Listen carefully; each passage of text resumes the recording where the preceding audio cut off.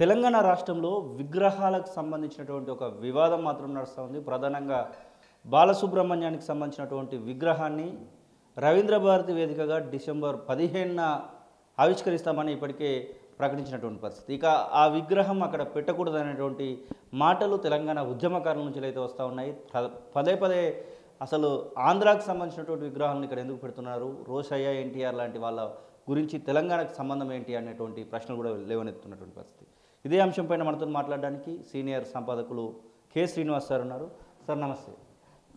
మా ఇంటర్వ్యూలోనే మీకు అర్థమై ఉంటుంది, బాలసుబ్రహ్మణ్యం విగ్రహాన్ని రవీంద్ర భారతిలో పెట్టడాన్ని ఒక తెలంగాణ సంబంధించినటువంటి వ్యక్తిగా, సీనియర్ సంపాదకులుగా మీరు ఎలా చూస్తారు? ఇది బాలసుబ్రహ్మణ్యం విగ్రహానికి సంబంధించిన విషయం మాత్రమే కాదండి.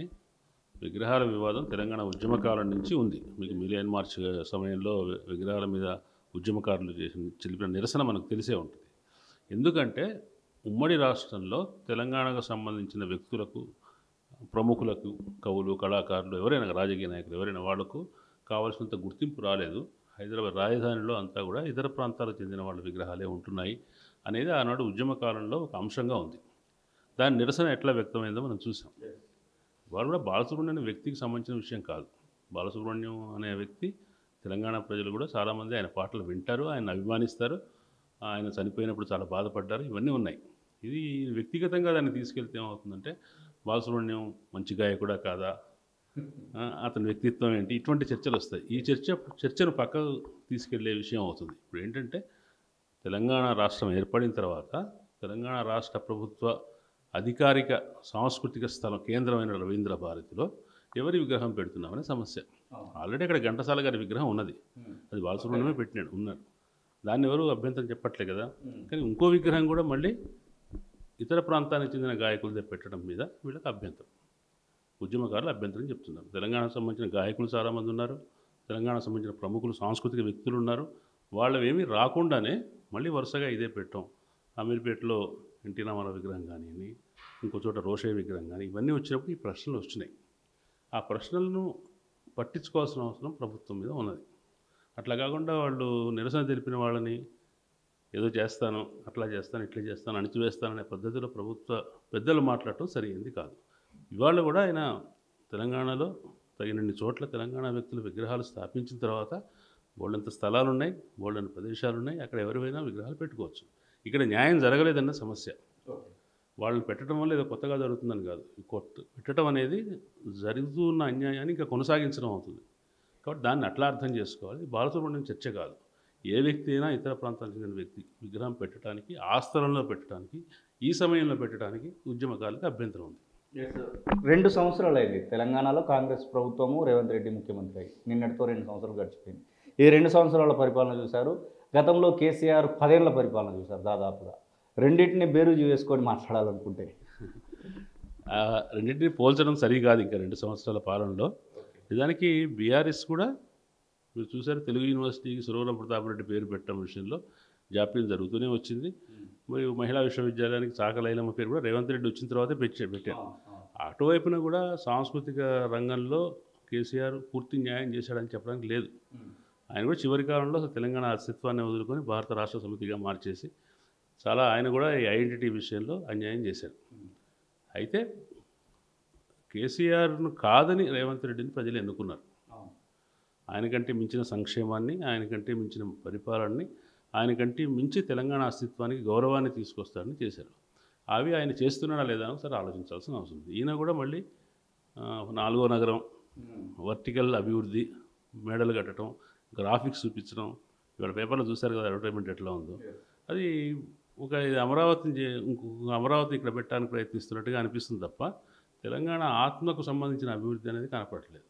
అది తప్పనిసరిగా రేపు పొద్దున రాజకీయంగా ఆయన మీద నెగిటివ్ ప్రభావం వేస్తుంది. 4th సిటీ అనేది తెలంగాణకు అవసరం లేదని చెప్తున్నారా? మీకున్నటువంటి అవగాహన మేరకు ఇప్పుడు తెలంగాణకు 4th సిటీ ఖచ్చితంగా అవసరమని ప్రభుత్వం చెప్తా ఉంది. ఇప్పుడు మీరు చెప్పినటువంటి మాటలేమో 4th సిటీ అంత ఇంపార్టెన్స్ అవసరం లేదన్నటువంటి మాటలు కనబడుతూ ఉన్నాయి. తెలంగాణకు అభివృద్ధి అవసరం. ఆ అభివృద్ధి 4th సిటీ రూపంలోనే రావాలన్నా అనేది ఒక ప్రశ్న కాదు, చర్చించాల్సిన అవసరం ఉంది. తెలంగాణ ప్రజలకు కావాల్సిందంటే తెలంగాణ వ్యవసాయ రంగం ఇంకా పూర్తిగా కోలుకోలేదు. ఇవాళ ఎవరో రాజకీయ నాయకుడు ఆరోపించాడు, రేవంత్ రెడ్డి వచ్చిన తర్వాత కూడా 900 మంది రైతులు ఆత్మహత్య చేసుకున్నారు. రైతాంగ సంక్షోభం అట్లాగే ఉంది. పంటలు పత్తి పంట దగ్గర నుంచి వరి పంట వేసేవాళ్ళ దాకా అందరూ అనేక ఇబ్బందుల్లో ఉన్నారు. రైతాంగాన్ని ఆదుకోవడానికి నువ్వు చేసే ప్రత్యేకమైన చర్యలు ఏంటి? తెలంగాణలో సాంప్రదాయకంగా ఉన్న వ్యవసాయ పంటలకి అనుగుణమైన వ్యవసాయ ఆధార పరిశ్రమలు నువ్వు ఎట్లా పెట్టగలుగుతున్నావు? ఇక్కడ స్థానికంగా ఉన్న నైపుణ్యాలకు అనుగుణంగా ఉపాధి ఎట్లా కల్పించబోతున్నావు? ఎటువంటి మ్యానుఫ్యాక్చరింగ్ కంపెనీస్ పెడతావా, ఏం చేస్తావు? అట్లా కాకుండా కంపెనీలకు భూములు ఇచ్చి అక్కడ వాళ్ళు ఏదో కాలుష్య పరిశ్రమలో ఐటీ పరిశ్రమలో పెట్టి దాని నుంచి వచ్చే ట్యాక్స్ మనీతో అభివృద్ధి చేస్తామంటాం కాకుండా ఇక ప్రజల వాస్తవ జీవన ప్రమాణాలని పెంచడానికి నువ్వు ఏ చర్యలు తీసుకుంటున్నావు అనేది ముఖ్యం. ఆ తెలంగాణ ప్రతి రాష్ట్రానికి కూడా ఆ రాష్ట్రంలో వనరులు ఉంటాయి, ప్రజలు ఉంటారు, వాళ్ళ శక్తియుక్తులు వనరులకు అనుగుణంగా అభివృద్ధి విధానాన్ని రచించాలి. కానీ రేవంత్ రెడ్డి ఇప్పుడు చేస్తున్న 4th సిటీ అనేది మళ్ళీ ఏదో ఒక నగరం అభివృద్ధి మీకు తెలుసు కదా. హైదరాబాద్ని అభివృద్ధి చేసి నా గ్రామాలను నిర్లక్ష్యం చేయడం వల్ల చంద్రబాబు నాయుడిని మీద నిరసన పెరిగింది. తెలంగాణ ఉద్యమానికి అది కారణమైంది.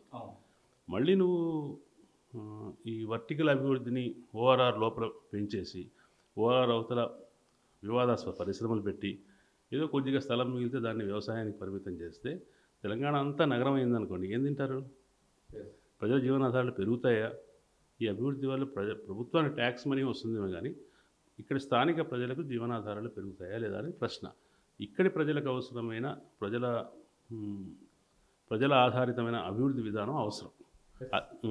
తెలంగాణ రాష్ట్రంలో ఇప్పుడు గ్రామ పంచాయతీ ఎలక్షన్ జరుగుతూ ఉన్నాయి. విచ్చలవిడిగా వేలం పాటలను కూడా చూస్తూ ఉన్నాం. ఈ వేలం పాటల గురించి మాట్లాడాలనుకుంటే ఓటింగ్ జరగట్లేదు, వేలం పాటలు బెదిరింపులు జరుగుతూ ఉన్నాయి కదా. తెలంగాణలో చాలా విషాదకరమైన విషయం ఏంటంటే దాన్ని గమనిస్తున్న వాళ్ళకి ఇక్కడ సమాజాన్ని శ్రేయోభిలాషులకి అనిపిస్తున్న విషయం ఏంటంటే తెలంగాణ సమాజం కూడా చాలా అవినీతి భూయిష్టంగా మారింది.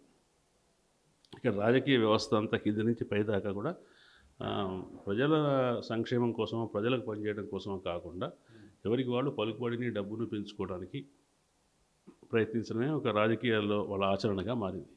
ఈ 10 సంవత్సరాల్లో 2014 నుంచి వచ్చిన కాలంలో తెలంగాణ ప్రజల్లో నైతిక స్థాయి బాగా తగ్గిపోయింది. ఇంకో రకంగా చూస్తే ఇవాళ తెలంగాణలో ప్రధానమైన సమస్య యువత అంతా కూడా మాదక ద్రవ్యాల వలలో ఉన్నారు, ఇంకోవైపున బెట్టింగ్ యాప్ల వలలో ఉన్నారు. వీళ్ళంతా అట్లా ఉండి ఒక పక్కన ఇంకొకళ్ళందరూ వనరులందరూ భూములన్నింటినీ తీసుకొని ఈ పరిశ్రమలు పెట్టడం, ప్రజలకు ఉపయోగం లేని పరిశ్రమలు పెట్టడం లాంటి చర్యలు తీసుకోవడం వల్ల ప్రజల జీవన ప్రమాణాల్లో పెద్దగా మార్పు వచ్చే అవకాశం ఏం లేదు. ఈ 10 సంవత్సరాల్లో ప్రజలను కేవలం సంక్షేమ చర్యలు తీసుకునేవాళ్ళుగా ప్రజలకు ఈ తెలంగాణలో అభివృద్ధిలో పార్టిసిపేట్ చేయాలని భాగస్వాములు కావాలని ఉండింది. దాన్ని కేసీఆర్ ప్రజలను ఇన్వాల్వ్ చేయకుండా తను రాగానే తన కేంద్రంగా రాజకీయాలు నడపడం మొదలుపెట్టాడు. అప్పుడు మొదలైనటువంటి పతనం అనేది రాజకీయాల్లో బాగా విస్తరించి మీకు చూశారు. కేసీఆర్ ఓడిపోవడానికి ముందు అప్పటి 2వ దఫా బీఆర్ఎస్ ప్రభుత్వంలో ఎమ్మెల్యేల మీద ఎటువంటి అవినీతి ఆరోపణలు వచ్చినాయి.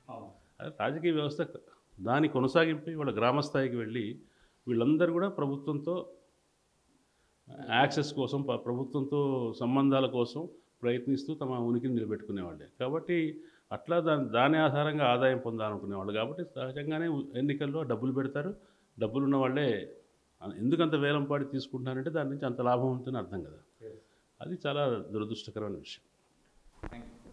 ఇది కె శ్రీనివాస్ చెప్తున్నట్టు మొత్తం మీద బాలసుబ్రహ్మణ్యం వ్యక్తిగా కాకుండా అక్కడ ఉన్నటువంటి పర్స్పెక్టివ్గా చూడాలనేటువంటి మాటనైతే వారు చెప్తున్న పరిస్థితి. ఇక తెలంగాణ ఉద్యమంలోనే ఆంధ్రాకు సంబంధించినటువంటి వ్యక్తులకు సంబంధించిన విగ్రహాలను ట్యాంక్ బండ్ మిలియన్ మార్చ్ వేదికగా జరిగినటువంటి ఆ యొక్క పోరాటాన్ని కూడా వారు గుర్తు చేస్తున్నట్టు సంబంధం. మన పర్సన్ అజార్తో శ్రీనివాస్, తొలి వెలుగు, హైదరాబాద్. అసలైన తొలి వెలుగు. ఫాలో వాట్సాప్ @తొలి వెలుగు official.